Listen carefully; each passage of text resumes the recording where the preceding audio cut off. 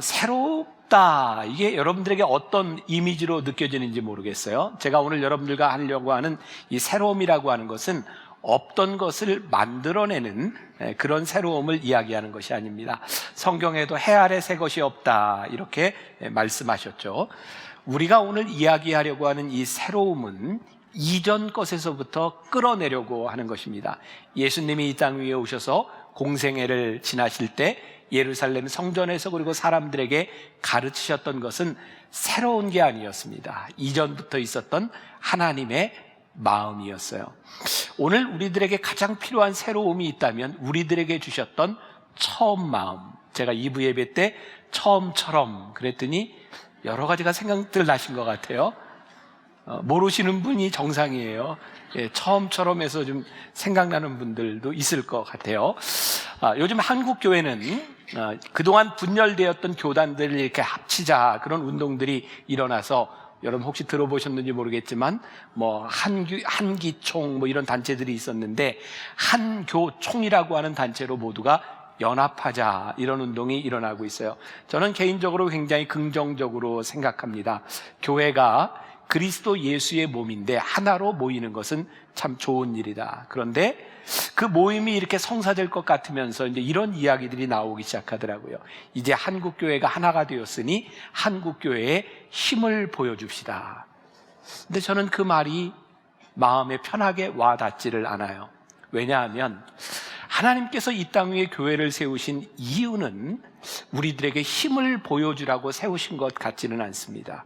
왜냐하면 예수님도 마지막에 구원의 사역을 이루실 때 십자가 위에서 끝까지 죽으셨거든요. 예수님을 조롱하고 내가 하나님의 아들이면 내 힘을 보여주라 라고 하는데 예수님은 끝까지 십자가에서 죽으셨거든요.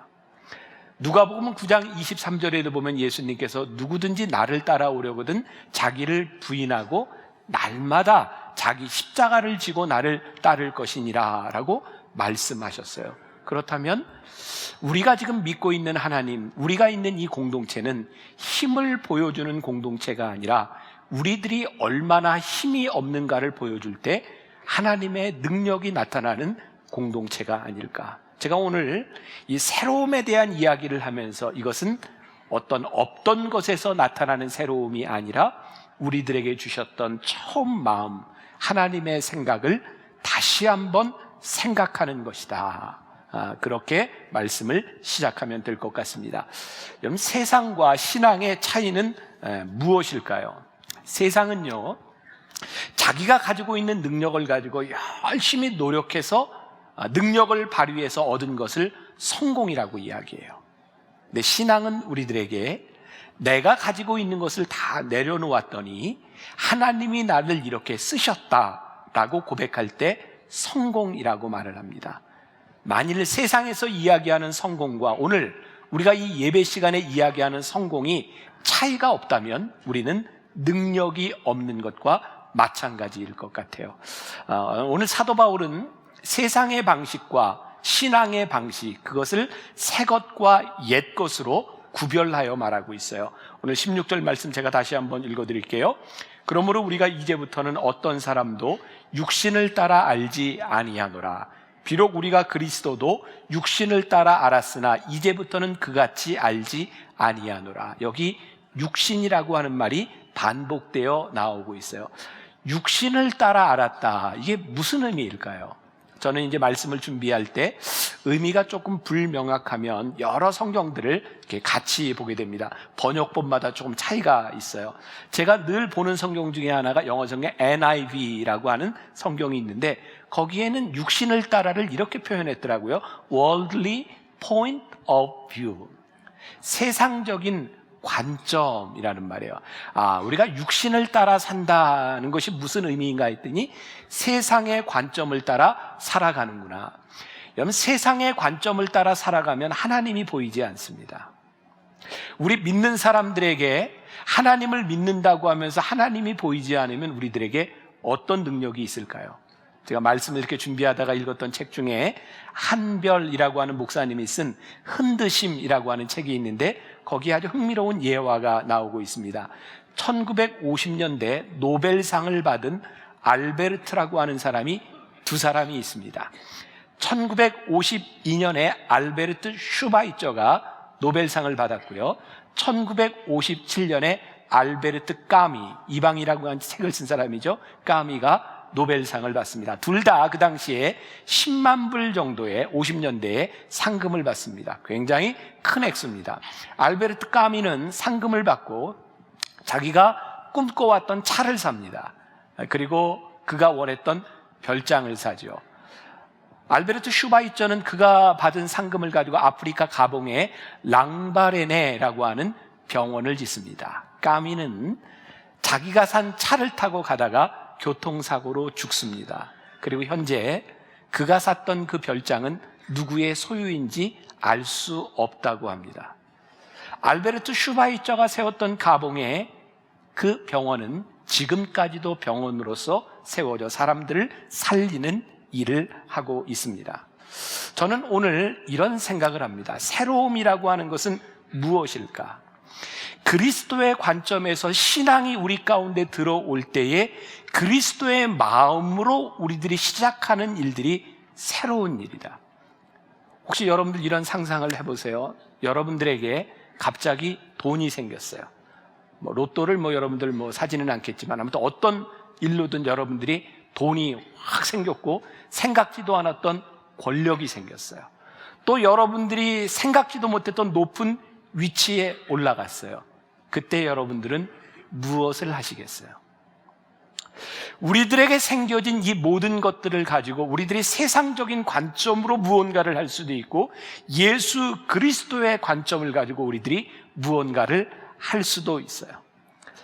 저에게 말씀을 준비하면서 새로움이라고 하는 것은 무엇일까? 하나님께서 우리를 붙드셔서 예수 그리스도의 관점으로 우리들에게 드는 생각, 그것으로 우리들이 무언가를 하기 시작할 때 그것이 우리들에게서 능력이 돼요. 왠지 아세요? 우리들에게 주어진 것을 가지고 우리들이 누리면서 살 수도 있고요. 우리들에게 주신 것을 가지고 우리들이 하나님 앞에 쓰임받을 수 있기 때문이에요. 세상과 우리가 다른 것은 우리가 가진 것으로 성공하는 것이 아니라 우리들의 가진 것으로 하나님께 어떻게 쓰임받을까를 생각할 때 우리의 삶이 능력이 있는데 저는 개인적으로 또 이런 생각을 해요. 우리 크리스찬들에게 있는 능력이란 누군가의 삶을 변화시킬 뿐만 아니라 누군가의 인생에 영향을 줄 수 있는 사람으로 살아가는 것, 그것이 능력이 있는 사람이다. 영국의 런던에 웨스트민스터 사원이 있습니다. 제가 거기에 가서 좀 새로웠던 것 중에 하나는 왕의 대관식이 열리는 그 큰 교회에서 그 큰 교회 밑에는 여러 가지 무덤들, 관들이 있는 거예요. 그 영국에서는요, 그 유명한 사람들을 그 교회 밑에 이렇게 관을 두고 무덤을 만듭니다. 그 중에 한 사람, 리빙스턴이라고 하는 선교사가 있습니다. 리빙스턴은 33년 동안 아프리카에서 생을 살다가 거기에서 마감한 사람이죠. 아프리카에서 리빙스턴이 죽었을 때 영국 의회는 그의 시신을 영국으로 데려와야 되겠다고 결정합니다. 그러나 33년 동안 그와 함께 있었던 아프리카 사람들은 절대로 그의 시신을 보낼 수 없다고 말을 하죠. 그래서 어떻게 결정하냐면 아프리카에 리빙스턴의 심장을 남겨두고 나머지 시신을 웨스트민스터 사원으로 가져갑니다. 흥미로운 것은요, 제가 이 말씀을 준비하면서 봤던 흥미로운 것은 이 리빙스턴에게는 친형이 있었는데 캐나다의 아주 유명한 성공한 사업가입니다. 네, 그 형의 무덤에 이렇게 쓰여 있어요. 아프리카 선교사 리빙스턴 형의 무덤. 사진이 있을 텐데요. 실제 그렇습니다. 여러분 보세요. 우리가 어떻게 사느냐, 우리가 얼마나 많은 돈을 버느냐, 이것보다 더 중요한 것이 있는데 우리가 얼마나 영향력 있는 하나님이 쓰시는 사람이 되느냐가 아닐까. 세상은 우리들에게 새롭게 하라, 다르게 생각하라, 이런 이야기들을 참 많이 합니다. 우리가 잘 아는 삼성의 이건희 회장도 옛날에 그런 얘기했죠. 마누라와 자식 빼고 다 바꿔라. 아무튼 우리들이 새롭게 생각하라, 이런 말들을 많이 합니다. 새로운 게 능력이라는 거죠. 1998년에 아주 유명한 기업이 하나 만들어집니다. 당시에 스탠포드 대학의 학생이었던 두 명이 만든 구글이라고 하는 기업이죠. 근데 실제 처음 시작했을 때 그 미국에는 이미 구글 말고 야후라든가 이런 아주 유명한 검색 엔진을 가지고 있는 IT 회사가 있었어요.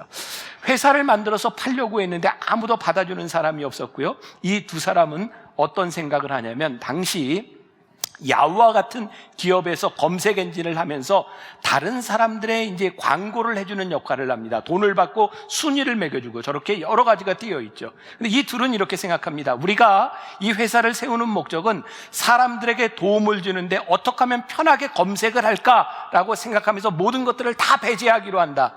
그래서 구글이라고 하는 기업은 아주 심플하게 만듭니다. 여러분 보셨을 거예요. 구글은 딱 세로 1cm, 가로 10cm에 조금만 딱 남겨놓고 아무것도 없습니다. 그리고 구글은 몇 년 후에 세계 최대의 검색 엔진을 가진 기업으로 만들어지게 되죠. 다르게 생각했다는 거예요. 오늘 제가 여러분들에게 뭐 사업을 하면서 이런 기업이 이렇던 것처럼 여러분들 그렇게 다르게 생각하면서 돈을 벌어라 이런 이야기를 하고 싶은 것이 아니라, 우리가 새로워진다고 하는 것은요, 하나님 앞에서 다르게 생각하는 관점을 가지는 거예요. 세상 사람들이 가지고 있는 생각과 다른 그 무엇이 우리들에게 무엇인가, 그것이 우리들에게 능력인데, 오늘 성경은 우리들에게 이렇게 말씀하고 있어요. 18절에 같이 한번 볼까요? 모든 것이 하나님께로서 났으며 그가 그리스도로 말미암아 우리를 자기와 화목하게 하시고 또 우리에게 화목하게 하는 직분을 주셨으니. 사실 이 말씀은 바로 전에 있는 17절 말씀과 연관되어 있어요.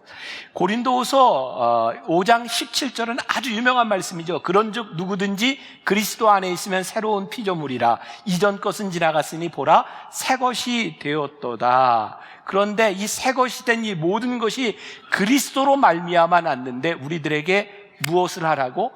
화목하라고. 화목의 직책을 주셨다. 직분이라고 나와 있죠. 그 영어 성경에 보면 이 부분도 이렇게 표현이 되어 있어요. Ministry of Reconciliation. Reconciliation은 화목, 화해하다 이런 말이에요. 우리들에게 ministry, 우리들에게 화목이라고 하는 직책, 화목이라고 하는 그런 사역을 우리들에게 주셨다는 거예요. 저는 오늘 이 화목에는 두 가지 차원이 있다고 생각해요. 하나는 하나님과 우리들 사이에 내적으로 일어나는 화목이고요. 또 하나는 화목한 우리들에게 직책을 주셔서 다른 사람들과도 화목하게 만드는 거예요. 옛 자아는 우리들 안에서 하나님과의 갈등의 문제들이 있어요. 왜냐하면 해결되지 않은 죄의 문제 때문이죠. 여러분들에게 이런 질문을 드릴 수 있을 것 같아요. 사랑하는 여러분, 여러분들은 하나님 안에서 평안하신가요? 우리가 하나님을 믿고 복음이 우리 안에 들어왔는데 하나님으로 인하여 우리들이 화목해야 돼요. 그리고 이 화목은 나에게서 끝나는 것이 아니라 다른 누군가에게도 만들어져야 되는 일이죠. 자, 제가 한 분의 이야기를 하려고 하는데, 제가 말씀을 준비하다가 거의 17, 18년 전인 것 같아요. 이분이 간증했던 것을 제가 노트에 수첩에 적어놨던 것을 발견하게 되었어요. 아마 이분을 이렇게 이야기를 하면 아시는 분이 있을지 모르고요. 이야기하다가 사진이 뜨게 될지도 몰라요. 아, 저 사람. 여러분들 그럴지도 몰라요. 1994년, 지금부터 20여 년 전이죠. 7월 4일 이분은 예수를 영접하고 나서 큰 고민에 쌓이게 됩니다. 지금은 권사님이 된데 그때는 최원일 성도라고 불리울 때입니다. 이때 사진이 뜰 때가 됐는데, 자, 늘 주차 봉사하는 저분이다. 보신 분이 있을 거예요. 예수를 영접했지만 그 당시에 하루에 담배를 2갑을 피고 소주를 매일 2병씩 마셔야 직성이 풀리는 사람이었기 때문에 그 당시 최원일 성도는 심각하게 자신의 문제를 생각하기 시작했답니다. 예수를 믿고 예수를 영접하고 나니까 좋기는 한데 술과 담배를 끊는다는 것이 인생이 끝나는 것처럼 느껴졌대요. 그래서 이런 고민을 한 거죠. 예수님과 더 정이 깊이 들기 전에 빨리 예수를 끊어야 되겠다. 이분이 그때 그렇게 얘기를 했어요. 세운상가에서 장사를 하고 있던 최원일 성도가 예수를 믿기 시작했다는 소문이 나자 주변에 있는 사람들이 와서 찔러봅니다. 유혹을 하는 겁니다. 그래서 하도 자기에게 술과 담배로 유혹을 해서 사람들에게 이렇게 말을 했대요. 제발 나 좀 봐줘. 너희가 이러지 않아도 나 충분히 괴로운 사람이야. 완전히 새로운 사람이 되면 한 잔 살 테니까 제발 나를 괴롭히지 마. 그리고 지금까지 술과 담배를 끊고 살았다. 제가 그분의 간증을 이렇게 적어놨던 노트에 있었던 글입니다. 예수를 믿으면요, 우리들에게 갈등이 생겨요. 그것은 죄의 문제 때문입니다. 그런데 갈등으로 끝나는 것이 아니라 그것이 우리들의 삶에서 새롭게 우리의 인생을 바꾸기 시작하면 그것이 우리들에게 능력으로 나타나기 시작해요. 오늘 제가 여러분들에게 2017년 첫 시리즈를 나누면서 능력이라고 하는 큰 주제를 가지고 여러분들에게 말씀을 나누면서 여러분들은 예수 그리스도로 인하여 세상의 관점이 아닌 하나님의 생각이 우리 안에 들어왔을 때 새로워진 것이 무엇입니까? 오늘 우리 안에 새로워진 것을 이야기할 수 있을 때 그것이 우리들의 삶의 능력이 되는 거죠. 그리고 이 새로움은 여기에서 끝나는 것이 아니라 관계적인 차원으로 이어지게 되는 거예요. 제가 지난주에 여러분들에게 참된 관계가 능력입니다 라고 하는 말씀을 드렸어요. 그러면서 이런 이야기를 했죠. 하나님이 우리를 창조하시고 참 좋다라고 말씀하셨는데 좋다는 것은 완전하다는 뜻이 아니라 우리들에게 주어진 모든 관계들을 더 좋게 만드는 것이다. 제가 분명히 얘기했어요. 네. 기억하시는지 모르겠어요. 근데요, 사람이요, 이건 나이에 대한 문제가 아니라 나이가 든 사람 표를 내는 게 언제냐면 그냥 놔둬, 나 이렇게 살다 죽을래, 이렇게 말하면 진짜 늙은 겁니다. 여러분 구별하셔야. 저는 지금 나이를 가지고 이야기하는 것이 아니라 우리들이 더 이상 변하려고 하지 않으면, 우리들의 삶에 새로운 것들이 이루어지지 않으면 우리는 늙은 것이다. 우리들의 삶에서 왜 하나님이 이 사람을 나에게 주셨고, 하나님께서 왜 나에게 이런 일을 주셨고, 하나님께서 왜 나로 하여금 여기에 있게 하셨는가, 우리들의 삶에 why, 왜를 묻기 시작하면 우리는 매일매일 새로워질 수 있는데, 우리의 인생에 이 물음이 그치면 우리들에게 더 이상 새로움이 없고 그것은 우리를 무능력하게 만드는 일이에요. 제가 여러분들에게 오늘 믿음으로, 말씀으로 여러분들에게 도전하고 싶은 것은 하나님께서 역사하는 여러분들의 삶의 현장 한가운데서 하나님이 우리를 왜 여기에, 왜 이 사람을, 왜 이 일을 하게 하셨는지에 대한 물음을 묻는 것이 우리를 능력 있게 만든다는 거예요. 말씀을 준비하며 제가 보았던 흥미로운 이야기가 하나 있어요. 러시아에는 모스크바가 제일 큰 도시고요. 그 다음에 페테르부르크라고 하는 도시가 있습니다. 거기는 아주 예술로 아주 유명한 도시죠. 몇 년 전에 저도 거기에 그 집회를 갔다가 도시를 보게 되었는데 정말 궁전과 공원, 정원이 참 아름다운 곳입니다. 그런데요, 그 페테르부르크 그 궁전 앞에 정원에는 늘 병사 2사람이 보초를 서고 있습니다. 어느 날 외지에서 근무하던 한 경호대장이 그곳에 부임하고 나서 경호를 사는 사람에게 물었답니다. 너희들은 여기서 왜 경호를 쓰냐? 그랬더니 이 사람들이 늘 그랬습니다 라고 대답을 하더래요. 그래서 이 경호대장이 왜 설까? 그 마을에 있는 사람 중에 나이 많은 사람에게 가서 물었답니다. 언제부터 여기서 사람들이 경호를 서고 있었죠? 그 사람이 이야기하기를 정확히는 모르는데 우리 아버지 때부터 여기에 경호를 서고 있었다고 얘기를 하는데, 우리 아버지에게 들은 얘기로는 이 궁전과 정원 공사를 하고 벤치를 만들면서 페인트 칠을 했는데 사람들이 거기에 앉을까봐 2명이 지키고 있었습니다. 그래요. 경호대장이 가서 문서를 찾습니다.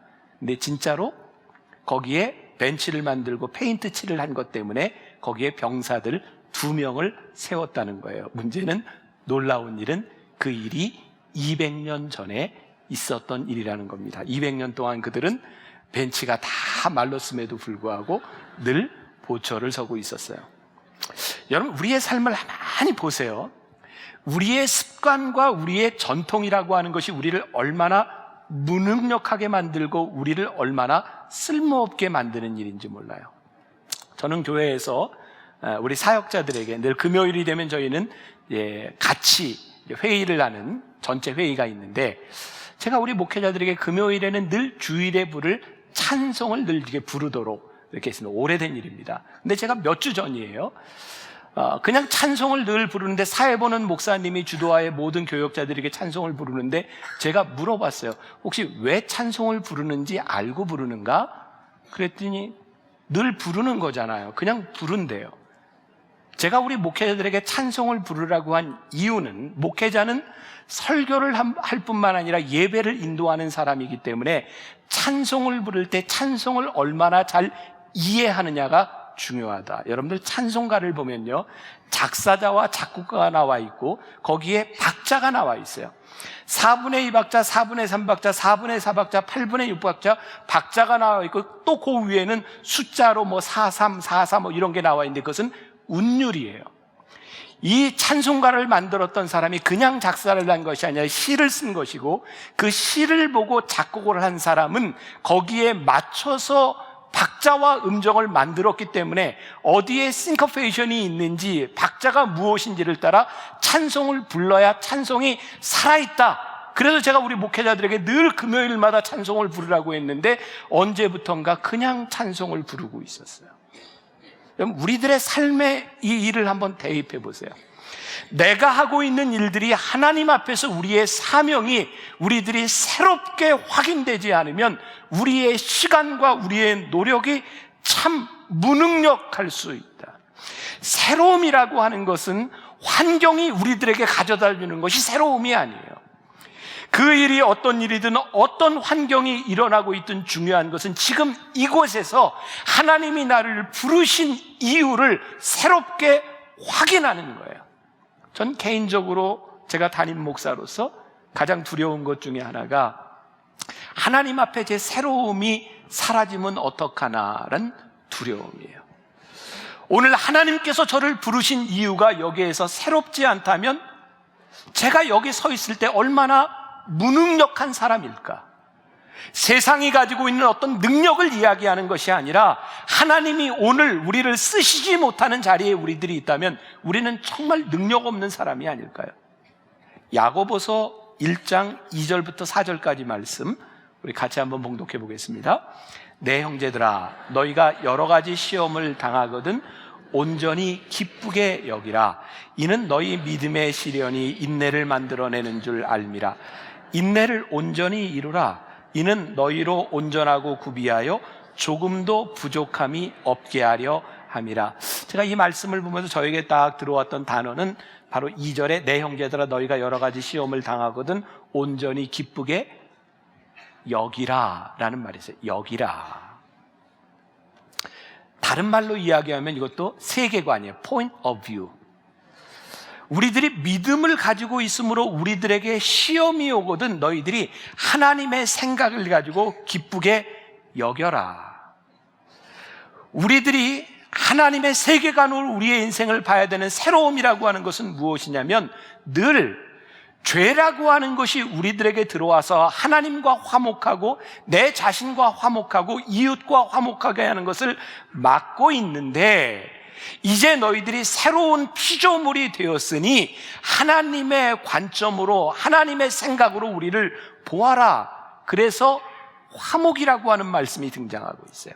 19절 말씀, 곧 하나님께서 그리스도 안에 계시사 세상을 자기와 화목하게 하시며 그들의 죄를 그들에게 돌리지 아니하시고 화목하게 하는 말씀을 우리에게 부탁하셨느니라. 새로운 피조물이 된 우리들에게 하나님께서 화목을 주셨어요. 저는 우리들 안에 있는 이 화목이 참 중요하다고 생각하는데요, 우리를 능력 있게 만들지 않는 이 죄라고 하는 놈은 깨어진 우리 상처를 가지고 늘 우리를 흔들어요. 과거에 얻었던 죄의 기억들이 우리를 붙잡아요. 그런데 새로운 관점으로 보아라. 하나님이 이미 우리로 하여금 화목해 하셨느니라. 그 화목의 말씀을 붙들라는. 그리고 또 20절에 가서 보면 20절 말씀 같이 한번 봉독해 볼까요?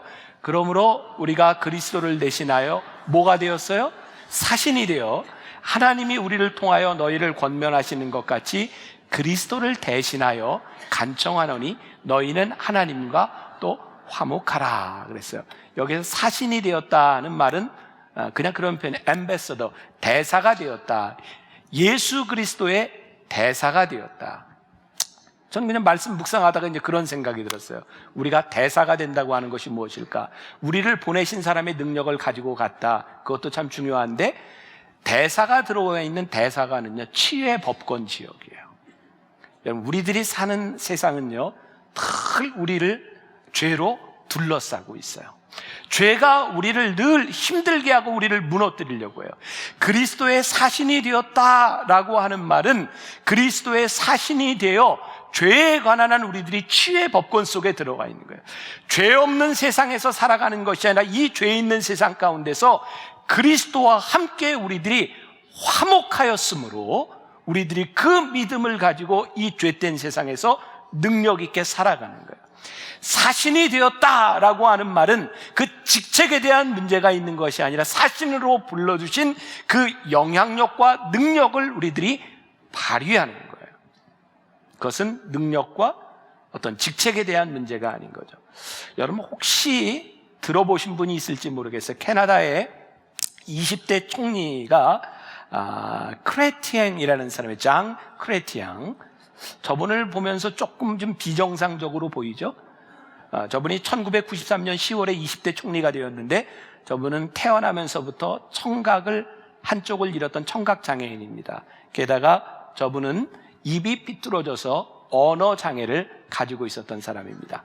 총리 선거를 할 때 상대평에서 이렇게 비난을 했습니다. 언어 장애가 있는 사람이 총리라니 어떻게 그런 사람이 총리가 될 수 있습니까? 근데 장 크레티앙이 이렇게 말을 합니다. 그렇습니다. 제 입이 삐뚤어져서 말을 잘 못합니다. 그렇지만 거짓말은 안 합니다. 그래서 이분이 총리가 되었어요. 여러분 우리들이 직책을 늘 생각하는데 우리는 어떤 포지션에 올라가는 누군가를 생각하는데 정말 우리들이 그립고 바라는 것은 포지션이 아니라 그 포지션에 있는 사람이 어떤 일을 하는가, 어떤 능력 있는 삶을 살아가느냐가 아닐까요? 제가 여러분들에게 아주 중요한 삶의 팁을 하나 알려드릴게요. 왜냐하면 우리 교인들 가운데 많은 크리스찬들이 이것 때문에 어려움을 많이 겪어요.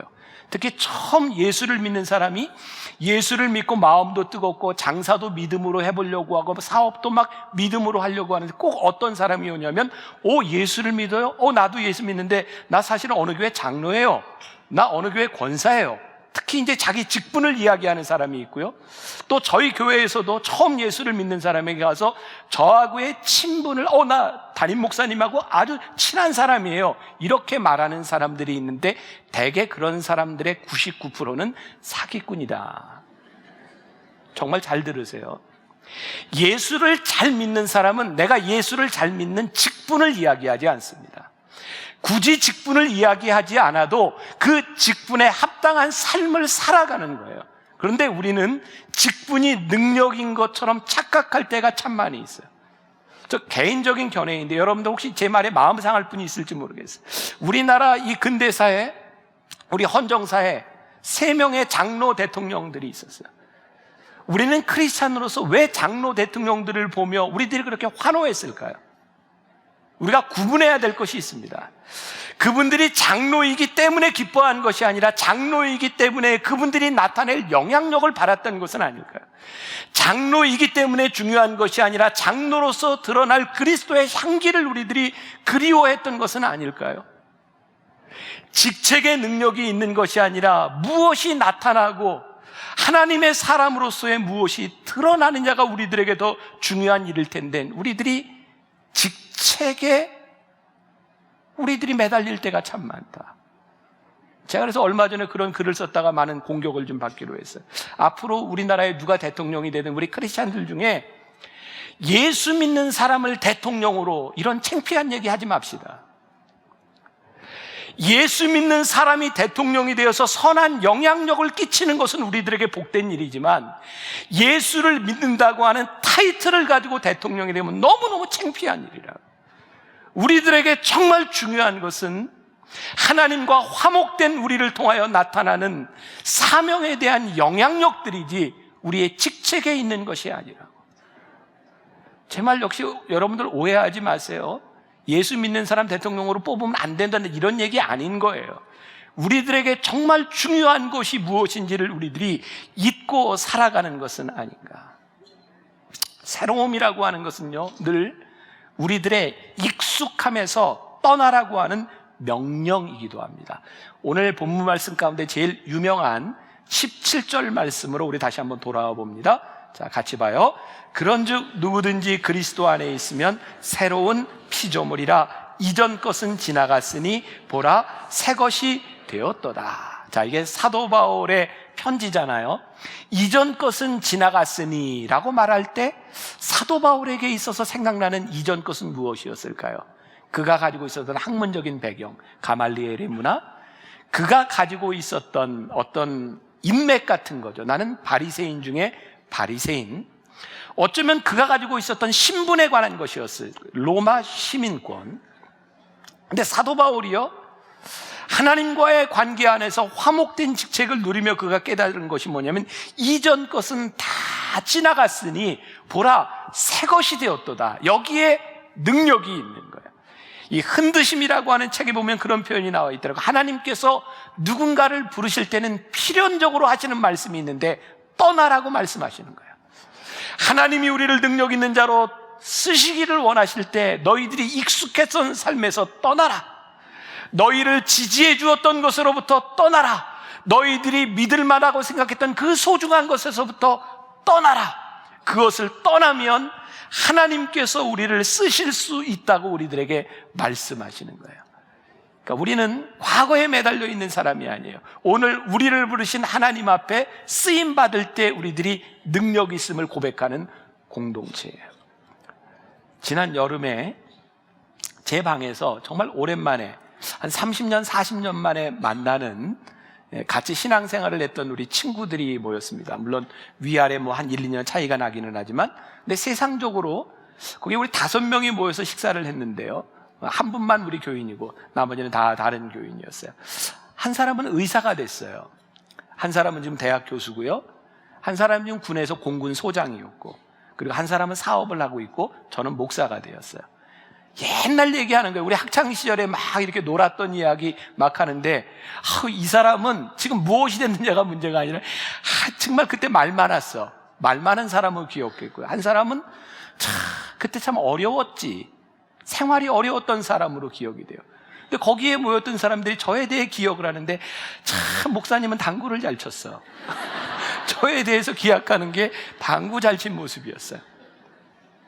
근데 보세요. 이전 것은 다 지나갔고요.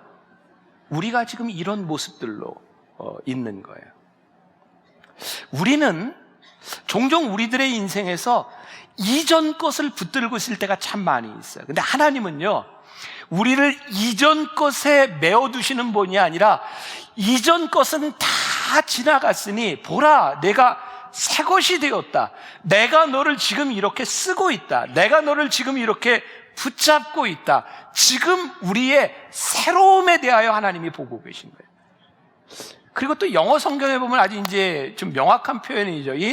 이전 것은 지나갔으니 보라 새 것이 되었도다. 이전 것, the old has gone. 도 그렇고요. the new has come. 두 가지가 현재 분사예요. 아주 저는 흥미롭게 말씀을 봐요. 지나가는 것도 끝나는 과거의 사건이 아니라 우리들의 삶에서 지속되어지는 일이에요. 계속해서 이전 것이 지나가요. 그리고 우리들에게 새로운 것이 오는 것도 미래의 시제에 있는 것이 아니라 계속 새로워지는 거예요. 우리가 하나님 앞에서 능력 있는 삶을 살아간다고 하는 것은 오늘 우리들의 삶에서 끊임없이 물어야 되는 질문이에요. 하나님 오늘 저를 왜 부르셨나요? 하나님 오늘 저를 왜 이 자리에 있게 하셨나요?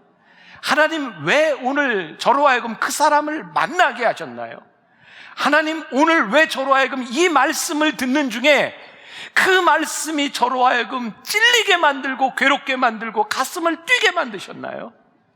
그 물음 앞에서 우리들이 새로워질 때 우리들의 삶이 능력 있는 거예요. 오늘 제가 한 분의 이야기로 말씀을 마치려고 합니다. 제가 지난 10월에 호주의 의료 선교 대회를 갔다가 만났던 한 의료 선교사이고요. 제가 그분과 이야기하고 그분의 책을 보면서 나를 이끄시는 하나님의 손이라는 책인데 이게 너무 좋아서 올 7월 우리 이열치열 부흥회 제가 작년에 약속을 하고 아마 7월에 아마 강사로 오시게 될 그때 여러분들이 더 자세한 이야기를 들을 수도 있어요. 이분은요 의료 선교사로 지금 몽골에 있는데 고3 때 예수님을 영접하고 그가 이제 의학 공부를 하는 거예요. 하나님께 좋은 의료 선교사로 살겠다고 이렇게 결심하고 의학 공부를 했는데 그 예과 본과 이렇게 공부를 하는 6년 동안 그리고 이제 인턴 레지던트를 하면서 너무 힘든데 이렇게 동료들이 이렇게 술 먹자 뭐 이렇게 하는데 한두 번 이렇게 불려다니다 보니 그의 인생이 헌신했던 것은 다 잃어버리고 술에 빠져 사는 인생이 되었어요. 근데 어느 날 그와 함께 의료 선교사로 헌신했던 친구 하나가 이렇게 말을 합니다. 이분 선교사님이 박관태 선교사인데, 관태야, 내가 부탁이 있는데 내가 몽골 선교사로 가기로 했는데 내가 지금 암에 걸려서 못 가니 네가 좀 대신 가줄 수 있겠니? 그래서 이 박관태 선교사는 그 레지던트 시절에 친구를 대신해서 몽골에 갑니다. 그리고 거기에 가서 여러 가지들을 보면서 그들의 불쌍한 모습들을 바라보며 잃어버렸던 하나님이 자기를 부르셨던 것을 생각하게 되죠. 그 떠나오기 전 마지막 전날 밤에 나가서 이렇게 하늘을 보는데 그 많은 별빛 가운데 그 별 하나하나가 몽골의 힘들고 어려워하는 그들의 얼굴이 보이는 거예요. 그때 주님의 음성이 들리더랍니다. 저들을 위해 누가 갈까? 나는 저들을 위해 너를 사용하고 싶다. 그 순간 박관태 선교사는 눈물을 주르르 흘리면서 하나님, 제가 제 일생을 바치겠습니다. 그리고 한국에 돌아와요. 그래서 몽골어를 열심히 공부하고 있는데 3달쯤 지났을 때 가장 가까웠던 그의 친구가 세상을 떠나게 돼요. 바로 세상을 떠나기 전에 친구가 죽어가면서 이렇게 말을 합니다. 미안해, 함께 못 갈 것 같아. 내 목까지 대신해줘.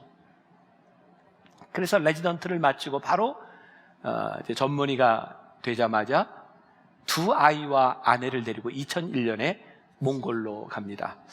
뭐 제가 그 의학적인 걸 잘은 알지 못하지만 2001년부터 몇 년 동안 한 2,000건의 외과 수술을 하고요, 몽골에 처음으로 복강경 수술을 도입한 사람이기도 합니다. 물론 이 선교사님이 또 왔다가 다시 나가는 여러 가지 상황들이 있어요. 그건 나중에 여러분들이 간증을 통해 들으세요. 근데 이분이 몽골에 간 지 9개월밖에 되지 않았을 때 거기에 있던 선교사님 한 분이 이 목사님에게 이 선교사님에게 이렇게 부탁을 하대요. 선교사님, 제가 안식년으로 한국에 나가야 되는데 이 원주민 교회를 좀 맡아주세요. 근데 몽골에 간 지 9개월밖에 안 된 사람이 원주민 어떻게 합니까? 저는 못합니다. 그런데 하나님께서 계속해서 기도만 하면 이런 음성을 주시더라고요. 내 양을 쳐라, 내 양을 쳐라. 그래서 어쩔 수 없이 그 원주민 교회를 담당하게 됩니다. 설교를 하지 못하니까 어떻게 한국말로 쓰고 선교사님에게 몽골어로 번역해달라 그러고 몽골 사람에게 다시 그것을 이제 프루프리딩을 받고 그리고 깡그리 외우는 거예요. 근데 놀랍게도 그 외운 설교를 할 때 하나님의 역사가 나타나기 시작하는 거예요. 그렇게 목회를 하면서 하나님의 역사가 일어나는데 사람들이 이 선교사님에게 이렇게 말하더라는 거죠. 야, 선교사님은 의사인데다 머리가 좋아서 이 몽골만도 이렇게 잘하냐고. 그때 선교사님은요, 내가 이 설교를 하기 위해서 깡그리 외웠던 그게 나에게 얼마나 힘들었던 일인지 당신들은 모른다고. 근데 제가 오늘 여러분들에게 이 선교사님 얘기를 통해서 하고 싶은 이야기가 딱 한 가지예요. 우리를 부르시는 하나님의 부르심은 매일 새로운데요, 그 부르심에 대하여 우리들이 응답하고 그 부르심에 대하여 우리가 예스하면 하나님이 우리를 쓰시는 능력을 우리들이 경험하는데, 때로 우리는 부르심에 귀를 기울이지도 않고 우리를 새롭게 만드시는 화목케 하신 하나님에 대하여 우리도 고민도 하지 아니하며 우리들은 그냥 그저 그렇게 살아가고 있다. 저는 오늘 여러분들에게 도전하고 싶은 거예요.